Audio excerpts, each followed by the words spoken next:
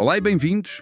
Já estivemos a ver as origens das as estudiantinas, ou tunas, aqui na Península Ibérica, e também como atravessaram o Atlântico para a América Latina. A ideia é mesmo mapear esta presença mundial, olhar para os casos mais antigos em vários sítios.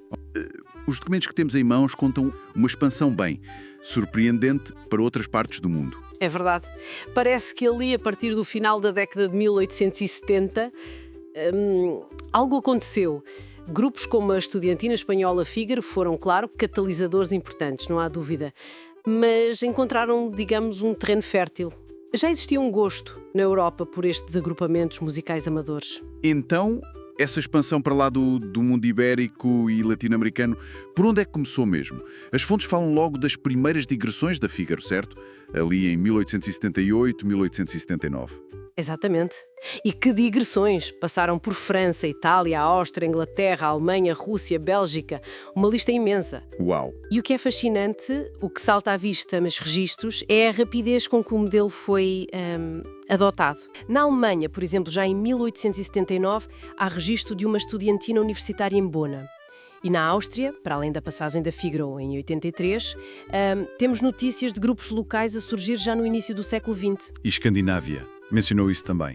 Sim, surpreendentemente. As fontes falam de uma estudantina de estudantes noruegueses e suecos que atuou em Paris em 1878. É possível que tenha sido até antes do grande impacto global da Fígaro. Uau! Isso sugere que a ideia já andava a circular então. E em países como França, Bélgica, em França, as fontes falam de centenas de grupos. É impressionante. Os mais antigos que encontramos registados são a estudantina Carduciane, de 1882, e a Castrais, de 1884. Temos referências, por exemplo, da estudantina de Lyon, por volta de 1885, e o termo estudantina até se tornou uma categoria musical formal lá, dentro das sociedades orfeónicas francesas. Na Bélgica temos, por exemplo, a estudantina de Bruxelas, de 1893, e a Liégeoise, de 1896. E na Suíça, a estudantina de Saint-Michel é ainda mais antiga, de 1879. E a estudantina sédonoise, em 1886. E na Bélgica, a estudantina Royal de Bruxelas também data de 1879. Ok. E outras partes de Europa? Itália, por exemplo, Balcãs. Em Itália, eles usam mais outros nomes, tipo o círculo mandolinístico, mas a ideia base é a mesma. Encontramos a estudantina pavese, de 1883, e até uma estudantina espanhola, em Milão, de 1885. Curioso. E nos Balcãos? Nos Balcãos, na Croácia, por exemplo, já havia os grupos tamburaski, que são conjuntos de cordas pinçadas muito semelhantes desde 1876. E na Grécia, ou Turquia, na altura, a estudantina politiaca de Esmirna, data de 1893. Até na Holanda, embora a grande vaga de tunas lá seja mais tardia, dos anos 60, já havia estudantinas no início do século XX. Bem, estamos a ver que na Europa foi bastante disseminado. Espere, há aqui algo interessante nas fontes. O próprio termo estudantina parece que mudou um bocadinho de significado fora de Espanha e Portugal, não foi? Em muitos destes novos locais, estudantina passou a designar essencialmente uma orquestra de plectro. Orquestra de plectro, quer dizer, com mandolins, guitarras? Isso mesmo, bandolins, guitarras, aludes, instrumentos tocados com palheta, que criavam aquela sonoridade muito característica, vibrante. O facto de os músicos serem ou não estudantes, bem, isso tornou-se secundário ou até irrelevante em muitos casos. Ah, ok.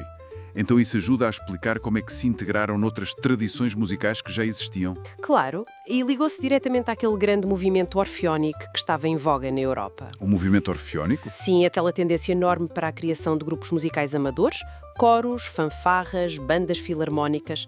As fontes francesas, aliás, são muito claras. Definem a estudantina como uma das tipologias dentro das chamadas Société Orphéonique. Ou seja, não apareceram do nada. Exato. Adaptaram-se a uma estrutura social e musical que já existia e que era muito popular na altura. Mas há outro ponto nas fontes que me chamou a atenção e que, acho eu, muda um bocado a imagem que temos destes grupos fora da península. Não era só tocar por gosto. Fala-se de competições, de concursos. E com grande importância, especialmente em França, sim. Estes concursos ganharam uma dimensão enorme. Os documentos descrevem regulamentos muito detalhados, Diferentes categorias, por exemplo, repertório clássico contra repertório mais livre, A sério? com categorias e tudo. Sim, sim. E provas exigentes, como leitura de música à primeira vista.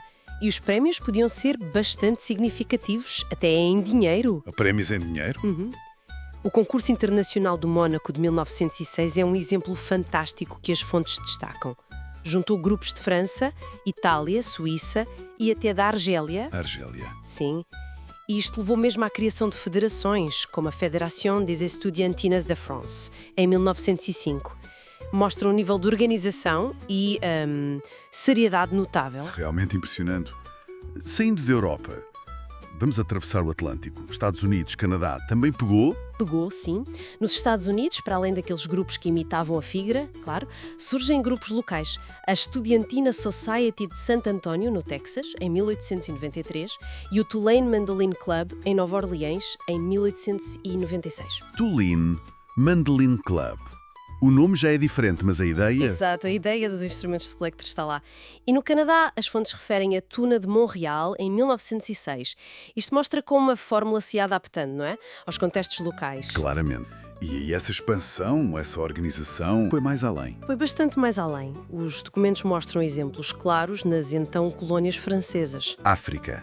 Bem como já falamos dos países lusófonos noutras análises, focando noutras áreas, as fontes apontam para o Magreb francófono. Temos a Estudiantina La Mosquée, na Argélia, em 1888, a Estudiantina Vendilot de Alger, fundada em 1901. Na Tunísia, a Estudiantina La Tunisienne, ainda mais cedo, em 1896. Há também registros em Marrocos e ainda mais longe. Mais longe. Sim, em Madagascar. A Estudiantina Tananarivian, de 1904, e até na Indochina, onde existiu uma Estudiantina Saigonese, já nos anos 30. Indochina. Isso é uma viagem incrível para este tipo de música. Para o outro lado do mundo, Ásia, Oceânia. Sim. Nas Filipinas, que tiveram uma ligação histórica forte à Espanha, claro, temos a Estudiantina da Universidade de São Tomás de Manila, desde 1911, embora lá usem mais o termo rondala para estas orquestras de plektro. Rondala, ok. E, curiosamente, na Indonésia, que na altura eram as Índias Orientais Holandesas, já existia uma Batavias Estudiantina em 1891. Mais tarde, claro, vão surgir também no Japão, em Singapura. Incrível. E na Oceânia? Chegou lá abaixo. Chegou! Há registro da Estudiantina Espenal Veloso a atuar na Austrália em 1888. E isso inspira grupos locais. Na Nova Zelândia, encontramos a Estudiantina Band de Christchurch em 1895.